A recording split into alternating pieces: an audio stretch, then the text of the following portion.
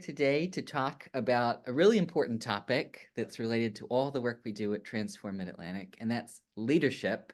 And I really can't think of a more appropriate person to interview for lots of different reasons that we'll get into than Nicki Fiocco on our team. Nicki has been with Transform Mid-Atlantic since January 2023 and serves as Director of Programs and Communications and does all kinds of stuff. And I'd really like, Nicki, for you just to tell us a little bit more. Obviously you're at TMA, but a little bit more about some of the other positions you've had and what your trajectory has been before we get into talking about leadership and you being selected for Leadership Maryland for the current class. Sure. Thank you so much, Anthony. It's been such a joy to be working with you over the past almost year and a half now. At TMA, we kind of just jump in and say, hey, you got a project that's going to happen in March, and you just started in January. So you've been a really great support for my work with Transform Mid-Atlantic. And honestly, the trajectory of my career really shot up once I started my service year with AmeriCorps. It was kind of an epiphany. My first epiphany was sitting around a fire with a group of individuals who were talking about their experience in college. And one was a lawyer, one was an FBI agent. There was somebody that was like in the medical insurance sort of field. And I thought, well, I want to talk about my college experience, but I didn't go to a 4-year. I just went to a 2-year. So around 32, I decided I want a bachelor's degree. And this is how unprepared I was. I walked to UMBC. Well, I drove to UMBC, walked on the campus, went into admissions and asked for an application. And they looked at me like I was nuts because it's online, right? I don't write it down and fill out the bubbles. So I filled out the application. I got the admission. I got accepted, which was super excited. I didn't even realize that it was like super competitive. I probably couldn't get in now. It took me about 5 years to finish my undergraduate because I had kids at the time and a family, and I was volunteering, all kinds of stuff. So once I got my degree in environmental studies from UMBC, then I went on to intern with the Smithsonian Environmental Research Center in Edgewater, Maryland. And again, I was surrounded by really smart people doing really cool things. And I was like, well, I want to do some of the cool things that they're doing. So I applied for an AmeriCorps position, really not knowing that it was AmeriCorps. But I spent a year discovering my gift of connection and networking, the ease in which I can have a conversation with somebody and think about what resource or what person I need to introduce them to in order to bring their goals forward. And then honestly, from there, I was lucky enough to be hired by my site, Anne Arundel County Recreation and Parks. I was their very first volunteer coordinator. I ran around parks, painting buildings, cleaning up, supporting races, really doing anything and everything that anybody needed. And then somebody was like, hey, this guy, Larry Hogan, just got elected for governor. Why don't you apply through the transition portal? And I thought, sure, okay, whatever. And then the next thing you know, 2 weeks later, I'm sitting down with the lieutenant governor and Governor Hogan interviewing for a position within constituent services. So that's kind of a long story, but it was crazy that like one decision after another, basically like, oh, I want to have this experience. Oh, I want to feel like this, brought me to the next level, which brought me to the next level. And from there, I did end up getting the role with constituent services. And then I moved into Volunteer Maryland. I was their program director. Then I was the director for a couple years. And then I was appointed for Governor Hogan's Office on Service and Volunteerism in December of 2019. So we all know what happened in 2020. So for 2 years as executive director, I learned how to manage and lead during a pandemic where a governor was super involved with not just what was happening locally, but what was happening nationally. And there's some really crazy stories that I may or may not share.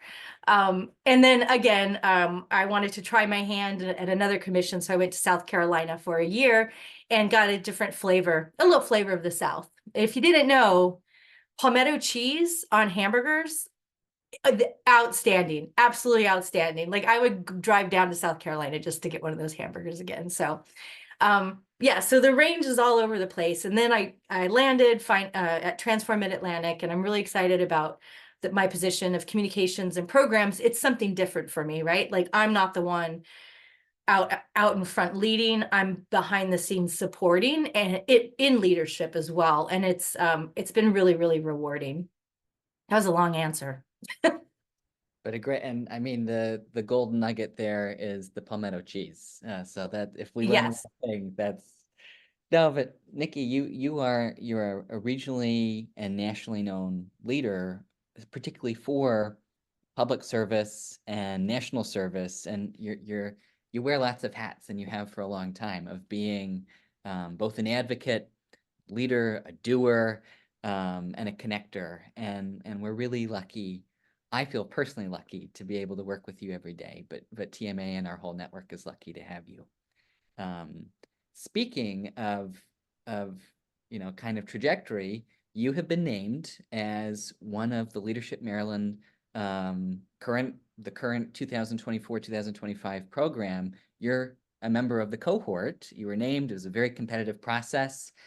For those who aren't familiar, Leadership Maryland, I believe the first cohort of folks was named in 1993. So it's over 30 years of these classes, annual classes of leaders from different industries across sectors throughout the state, from higher ed to the corporate sector to nonprofits and everything in between. And Nicki, I'd like you just to share a bit before we get into some of your leadership experiences, to tell us more about, what is Leadership Maryland? What will it mean for you in the year to come? And yeah, just tell us a little bit about it. Sure. I'm really excited to be able to take part in this cohort. We had our kickoff last weekend in Ocean City. And so the cohort came together and they gave us some stats. And apparently this was one of the most competitive cohorts to get into. So I feel super like, oh, why me? But I'll live up to the name. I'll live up to the competition.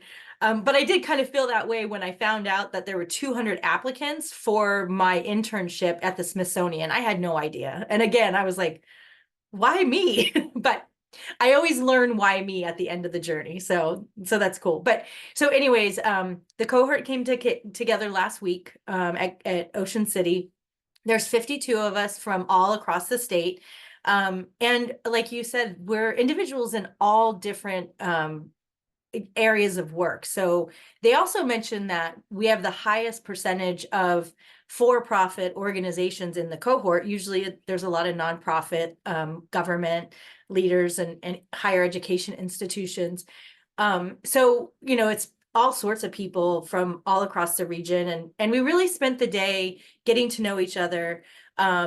David Fink and his team were very intentional. David Fink is the CEO, very intentional about holding space and time for folks to work through things. We're being asked to really go internal. And I'll tell you, people shared a lot of really serious stories right from the get-go. So I feel like this group is going to be very, very connected emotionally. And I think that anytime you can get yourself within a network of people who may be able to make decisions, it just helps you along the way, and it helps you help other people along the way. So I'm very excited about those connections. And honestly, like everybody's doing something totally different, right? It's so easy when you're in your when you're in your field to not realize all the other jobs that people have. I mean, like some of these things, people were telling me what they do, and I'm like, I still don't really understand what that is. So yeah, I'm really excited about the opportunity. When I was appointed to Governor Hogan's Office of Service and Volunteerism, a commission came along with me. And Renee Winsky was the CEO of Leadership Maryland in 2019. And she mentioned this program to me, and she said, this would be a really good fit for you. But it wasn't the right time. Now I have a little bit more space and grace. And so I'm really happy to be able to, when I'm in the program, I could be in the program instead of feeling like I'm being pulled outside of it. Yeah, I think I answered your question. Yeah, wonderful. I'd like to dive into this idea of leadership. For those who don't know, Nikki is constantly reading and constantly listening to podcasts and researching and really developing um, your skills and your knowledge of how we can communicate with each other, how we can better do jobs and live complete and fulfilling lives. So this just seems like the perfect program, and I'm sure that your cohort mates are going to learn an awful lot from you along the way too. But I'd like to start out with kind of it's a maybe a cheesy question, but I think it's an important foundational question. Can you tell me a little bit about leadership and what that idea means to you? Yes, we spent a lot of time reflecting on that for the 2 days in Ocean City. And one of the things that stood out to me is that they said leadership is action, but it's not necessarily the doing of something. It's active listening. It's active attention. It's active intention. And for me, I would like, first of all, my leadership style. One of the things that I live in my intention and my integrity. And if I feel like I'm being pulled out of that, then I need to step back, because that means that I'm sacrificing something within myself, and I'm not going to be any good for the team. So that's where I start from. And I always joked when I was in the national service sphere, um, I want to be able to stand in front of the inspector general and say to him, I made this decision based off of all of the best information that we had at the time. So and I would be the one that would step forward and say that, even if my team was the one that made the mistake. I just really feel like I read so many books on leadership. I don't know if you've read the one. I don't think it's Simon Sinek, but it's Leaders Eat Last. And it's basically like he was a general in the army, and his battalion all went and got their food before him because he wanted to make sure his team was taken care of. So there's that aspect of it. I also think with leadership, at least from my perspective, one of my favorite things to do is to lift others up, is to knock something out of the park and have all of the highfalutin people just be so excited, or even whoever's there is just, oh, you were great. And to be able to say, hey, I was just the one that was at the podium saying the words, but Anthony wrote the script and so put together the program, and they've catered, the food was catered by such and such. So I really feel like leadership is also putting others first. And a challenging part for me with leadership is I always want people to excel and expand and challenge themselves, because if we're not challenging ourselves, what are we doing, um and it's hard for me when people seem to be um creating the chaos around them. They are the ones creating the chaos around them.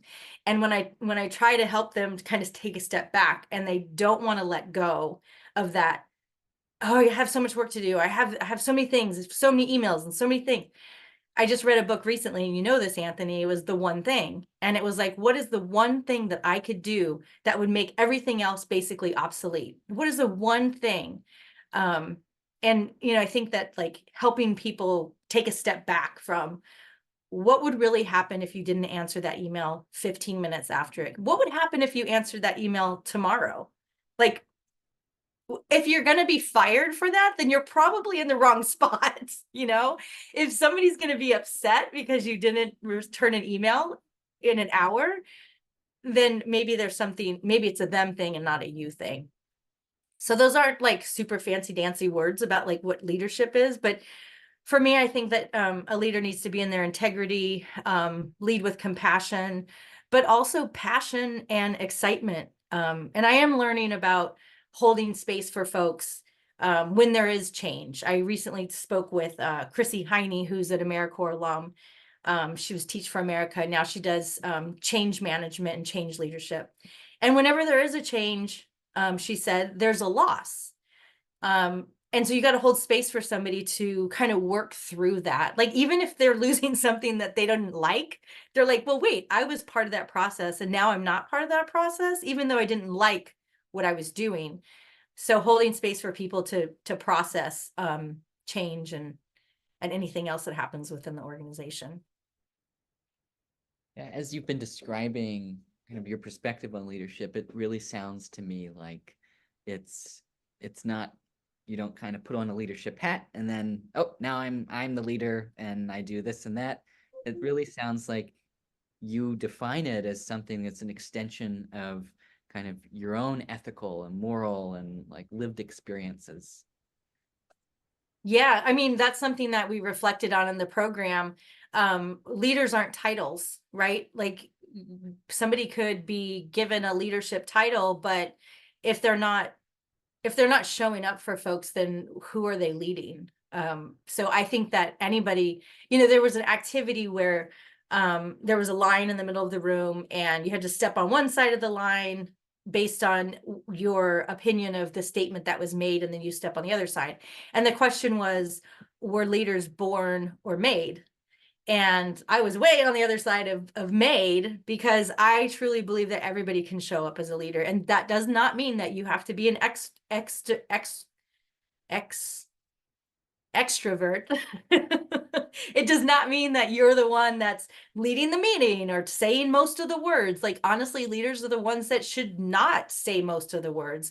I think I was listening to a podcast that was mentioning when uh a boss or a leader goes into a meeting, to actually say, like, not say anything, because that'll skew a lot of people's opinions, because they want to hear what you want, right? But what you want to do as a leader is just be silent and quiet and listen to all of the suggestions, and then for me, collectively move to the solution where everybody has buy-in on it. So that's why I think, like, anybody could step into leadership, um, even if you're just leading your children or your family, or and to me, it's like making good choices for folks. Well, thanks, Nikki, for that. That's I really appreciate that reflection. My next question is going back to, baby Nikki or young Nikki. When you were growing up, or maybe even at UMBC or before, can you share kind of an early experience of leadership that either you were where you were the leader, or where you saw someone else really taking initiative and doing something that had an impact on the way that you view being a leader today and kind of living with integrity as a leader? Sure. I want to write a book that's titled "I Learned Everything from Gymnastics," because I was a competitive gymnast for almost 10, 12 years, until I broke my neck, but that's a whole other story. As you can see, I can move everything, so it was just a fracture, but that pretty much ended my career. It's all good. So in gymnastics, there's levels, right? I think gymnastics was great for me, and I also think it was detrimental. Like, I think that there's a lot of therapy that's needed around it, because there's levels. There's always somebody in front of you that's better than you, and there's always somebody behind you that's chasing you to try to get in front of you. And so you have to learn how to jump higher. You have to learn how to do more flips. You have to learn how to do more twists. You need to take more risks, if you want to move up. And I always saw they were young ladies, the girls that were ahead of me. There were those that really stood out, and you'll see this if you ever watch gymnastics. The Olympics is coming up, so watch the gymnastics. When somebody does their floor routine, the people on the side, their teammates, are usually doing their floor routine with you. And that's because when you practice, everybody watches and you know what the person's routine is, and it's really exciting. So whenever I would look over and I would see one of the older girls doing the routine with me, I felt like so supported and just like so invigorated, and suddenly I could do a higher front tuck, or I could do, the double back. I would land it perfectly because somebody was dancing for me in the corner. um and then there were those that weren't, right, that were kind of off into their own, they had their own goals and they weren't supporting their teammates. Not that they were bad. People have different ways of supporting. So I can carry that through most of my experiences with leadership. When I have someone dancing on the sidelines with me and is truly supportive, and you can feel that like oozing out of them, it just, that's the type of person that I want to be for other people. Whether I'm your supervisor or if I'm just your peer, I want you to see me dancing on the sidelines, being like, you can do it, you can do it. Because it's just energy, you know, like we transfer energy, and that's like the power of being human, is like our cells are actually connecting with each other. So that's my one of my very first experiences with leadership. And I'll be honest with you, I've learned my values in leadership by having really bad supervisors. Because we can learn so much more from being hurt, from being disrespected, and from being undervalued. And so I can take those experiences and I can turn those around and show up the way that I would have liked my supervisors to show up for me. So those are some of my, I swear, gymnastics taught me everything. Maybe I'll have to start taking gymnastics classes. I don't know. I think you hit on a really important point, that it's not all rah rah, good times, that we learn a lot, not just about leadership, but about other things, from like some of the challenges and the hurdles, right, that are in our way.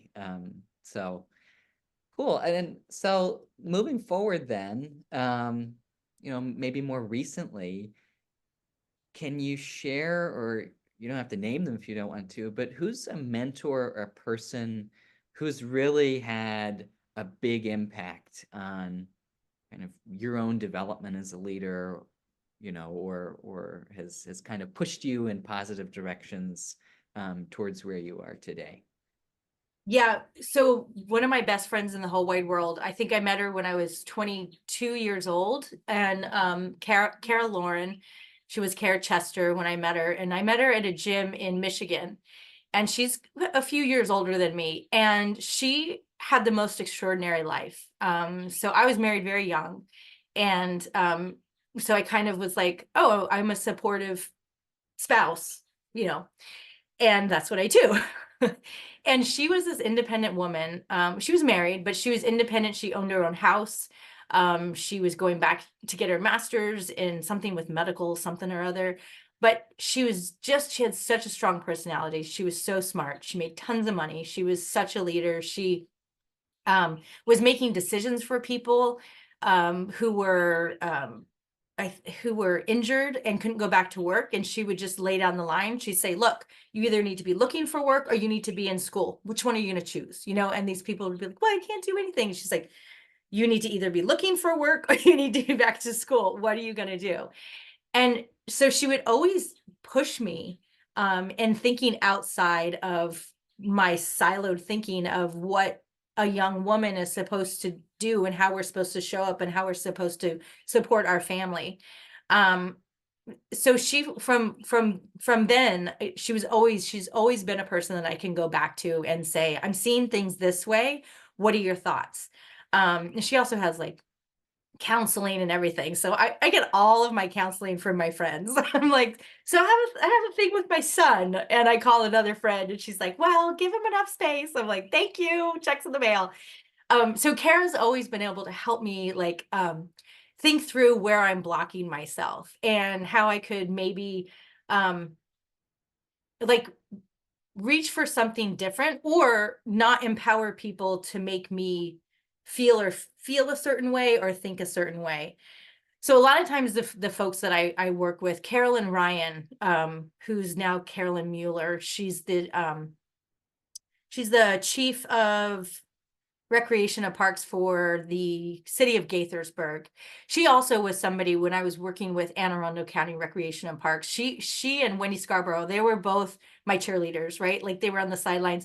But she was another example of a woman who, stepped forward and followed her path, followed her unique path. And I think that's really important, not only just for women, but for everybody. when I was growing up, I wanted to be either a stunt devil or a mascot for like a professional league. I grew up in California, so I wanted to be the San Diego Chicken. Um, but I never told anybody that. I never said to my mom, like, I want to go to mascot school and I want to be the San Diego Chicken, because it sounds crazy. Like, you're laughing right now, right? It's crazy. And even in California, like, I could have been a stunt devil because I was 2 hours from Hollywood, right? I could have figured that out. I was a gymnast. I know how to fall. Um, but it seemed weird for me and embarrassing. And what I've learned now from the people that have walked with me is whatever you want, like, don't tell other people if you feel weird about it, but there's so many things out there. Leadership Maryland is an example of people doing, there's 52 of us. We all have different jobs. We're all doing different things. We all have different titles. And so, like, we only have this shot. We only have this shot 80 years, 90, maybe 100 years. If you're not going to do what's in your soul, like, then again, what are we doing here? And the women that have walked with me, and some gentlemen too, uh, have shown me, like, walk your goal, do your dream, be your dream, and maybe someday I'll be a mascot. Or like, the next Mission Impossible film. Yes. That's not Tom Cruise, it's Nicki Fiocco. Um, you have a very sober kind of perspective on this, that change is not like literally being flexible for you as a gymnast, but also like being flexible in your career and in the positions you've taken, that it's okay to jump from one thing to the next. And I think that for a lot of people, like even for me, that's like, wow, like you need to be able to embrace not feeling safe all the time, because if what you really want means that you have to jump, then you got to do it. Yeah. That like you've just always had that, or has that been something you've developed through these experiences that you've had, or where does that come from, Nicki? Maybe it's from gymnastics again, because have you seen, like, literally when you learn how to do tricks, you've seen them where they detach from the bar, they do a twist, and then they grab a bar again. You do all of that with a pit underneath you, filled of foam, so you can fall without killing yourself or breaking your neck, which is what I did. So, again, I think I learned everything from gymnastics. So you literally had to have faith in yourself and believe that the ground would be there when you finished your flip. But, so that was kind of a physical manifestation of it, right? And I had to trust myself to know, like, that I knew how to get myself around to land on the floor. And then I think that leaping really kind of manifested in more of a career perspective, um or just what I did in the neighborhood perspective, probably more when I moved out to Maryland, and I did have to make some just decisions, like, I'm going to go back to school. How are you going to go back to school? I don't know. I'll figure it out. I don't know FAFSA. What's FAFSA? What does it stand for? Where are my kids going to go to school? How am I going to do this, right? And I got more comfortable with not. So I think this is a Buddhist idea, and it's not being attached to the outcome. So you can have something that you want, but not being attached to how it shows up, when you get there, how you get there, or actually how it manifests, right? And I think that I really started to embody that, of like, let's see where we go from here. Let's just see how we get there. I have something I have all kinds of sayings on my bathroom wall, because I feel like when people go into the bathroom taking care of their stuff, they can read while they're in there. And I do have one that says, leap and the net will appear. I just want to bring up this one concept that I kind of started to think through when I was with Volunteer Maryland, which is an AmeriCorps program. It was in the governor's office, but I think that program's sunsetting now. And I felt like this image was good for the AmeriCorps members to think about, because the national service year can be challenging. So if you think about a river, and you're walking across the river and you're stepping on the stones, sometimes you can step on a stone that's pretty big and you can rest, and you can put your 2 feet on the stone, and you take a break and you look around and you figure out where you're going to go next. And you want to go to that really big stone, but there's water in between it. So you have to take a step and you hope that something's there. You're looking down and you're like, I think that that's something I can step on. And it's not very stable. So you can't stay there for long. So you have to take a next step, which is not stable, and a next step and a next step. And the next thing you know, you get to that boulder and you're sitting on it and you're able to exhale and you can look back and you can see how far you've come and how you took those leaps. You were uncomfortable, you were scared, you didn't know how you're going to make it, but now look where you are. You still have a little ways to go, but you know that you can do it. That's kind of how that's just kind of how I'm living life right now.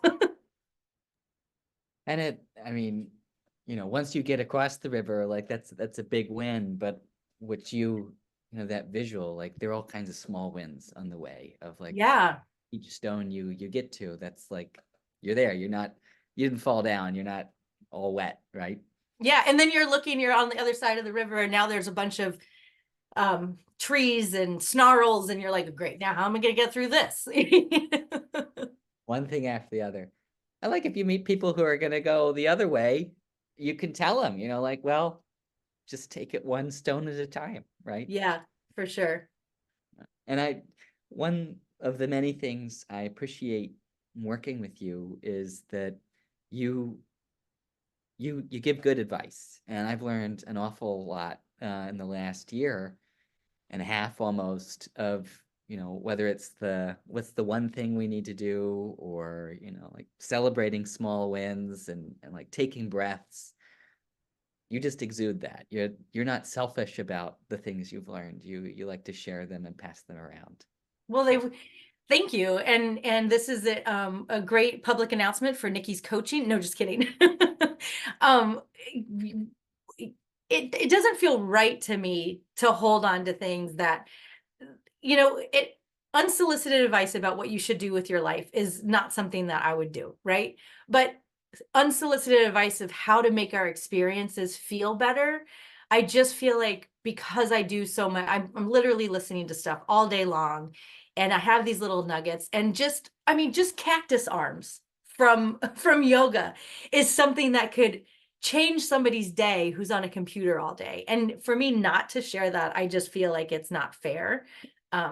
So that's why I share weird things on our staff meetings. Not weird at all. But well, I just have a few more questions. One of them is, you said at the beginning about kind of asking why me at the beginning of some of the experiences you've had. And you said that you realize why it's you by the end.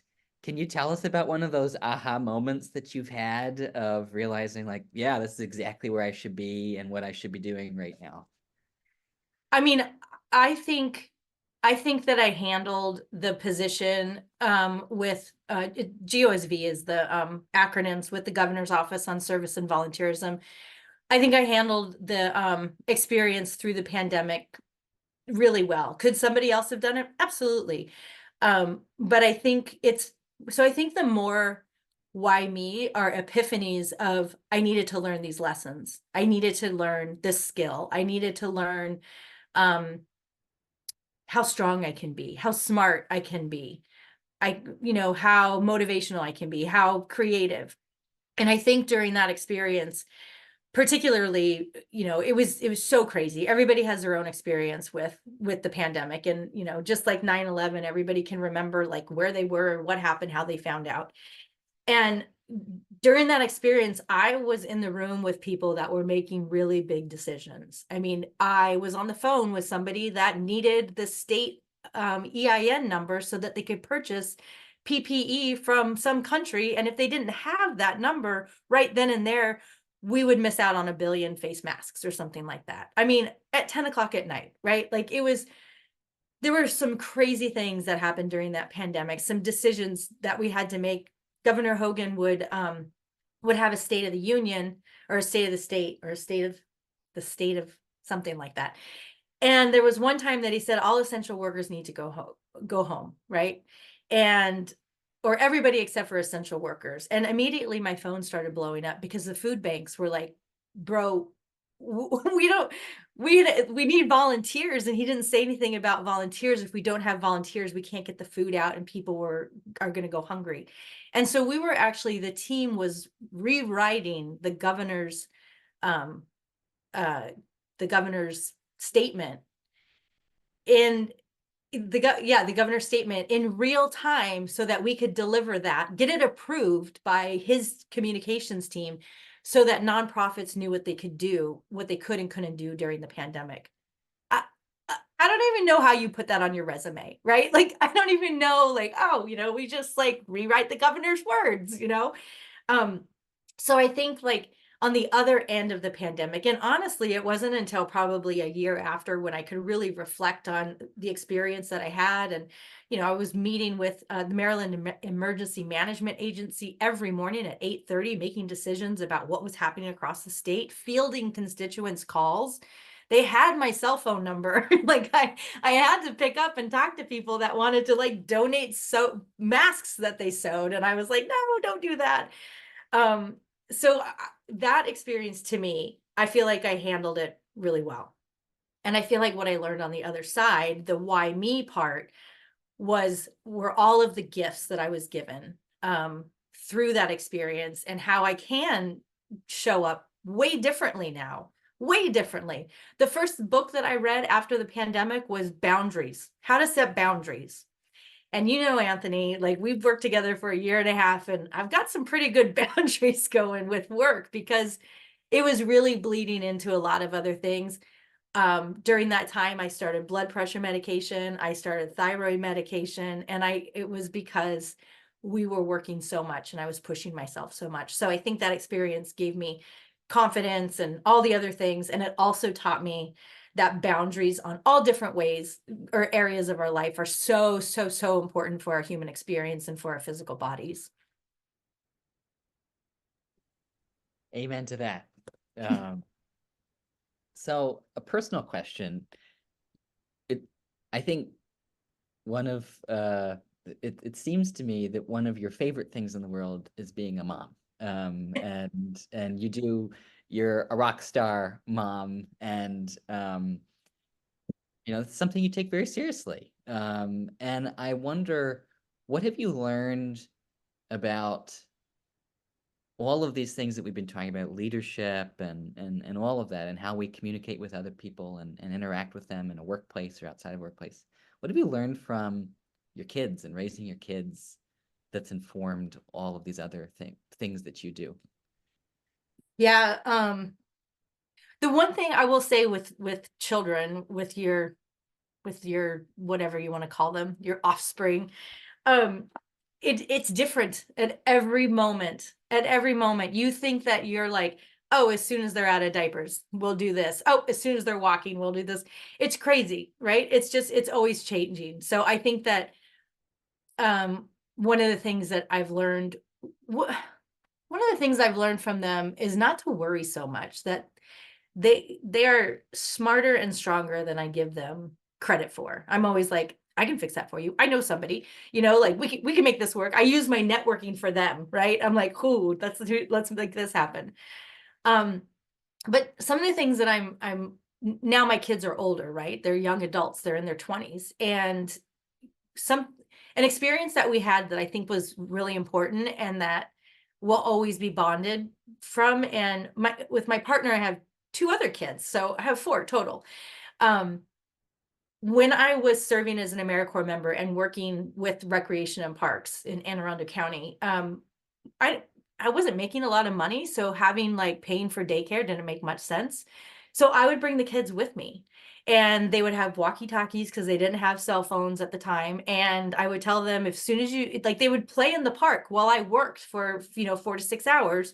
And so they were part of our experience. If I was doing a volunteer activity, guess what? They were voluntold to be at the event, right?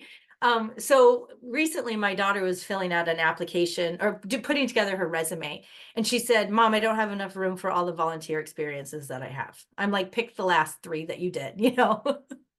um, so, I mean, I think with the kids, it's been, they love our support. I love showing up for the things that are important to them. and showing and just being there for them and being in the moment. I'm gonna get emotional. That's all. Um, that that's pretty cool. That's Yeah. all I'll say.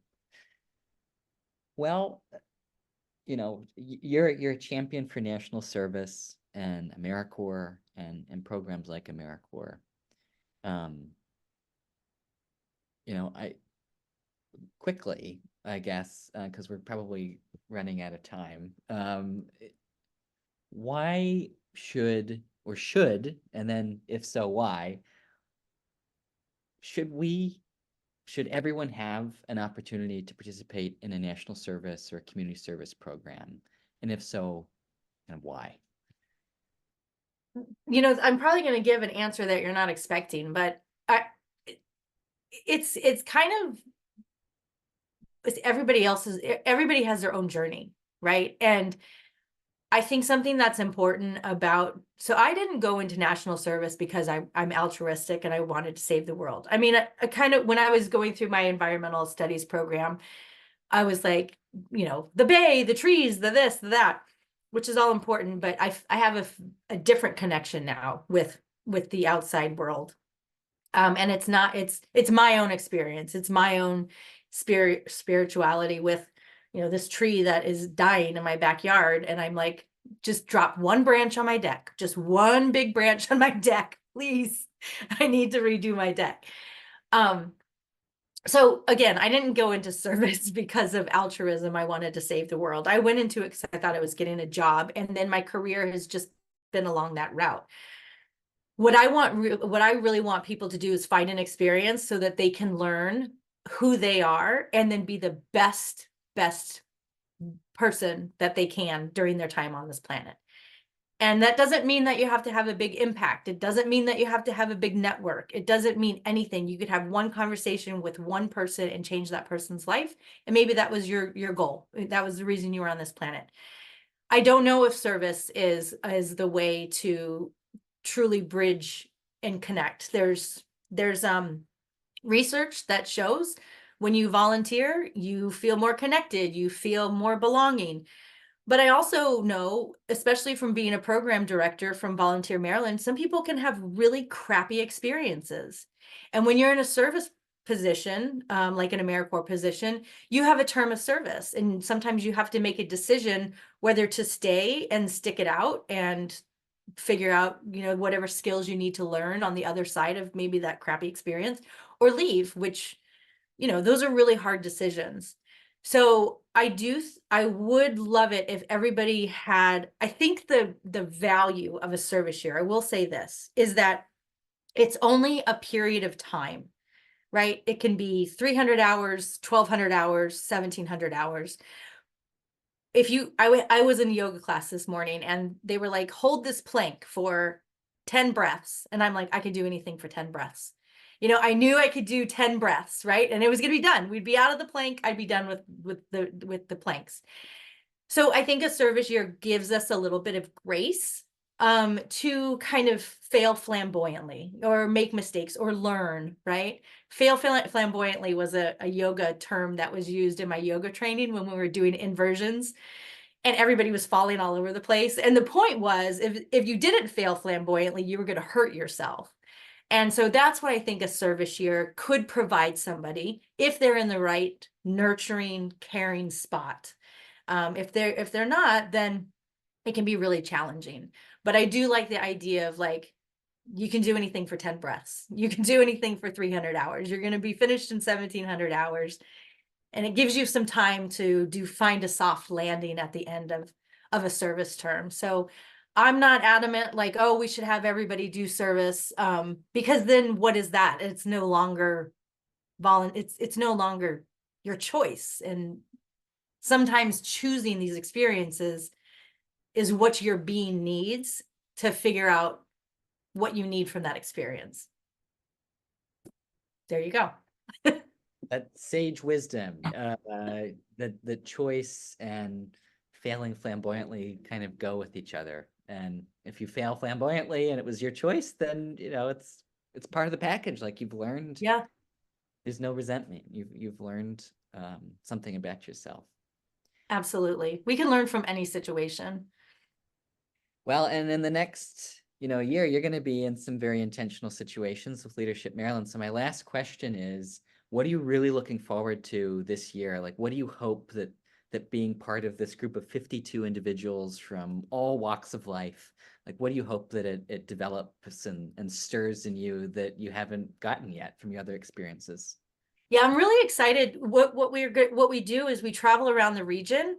And then since we're all from different regions, the folks that were visiting that region, they put together activities so we can get to know like what's going on around there. So I'm really excited to spend this next year traveling around Maryland, kind of in a tour bus, about like what do you all do out here? I'm lucky enough, my daughter went to Frostburg, so I was able to spend some time in Western Maryland.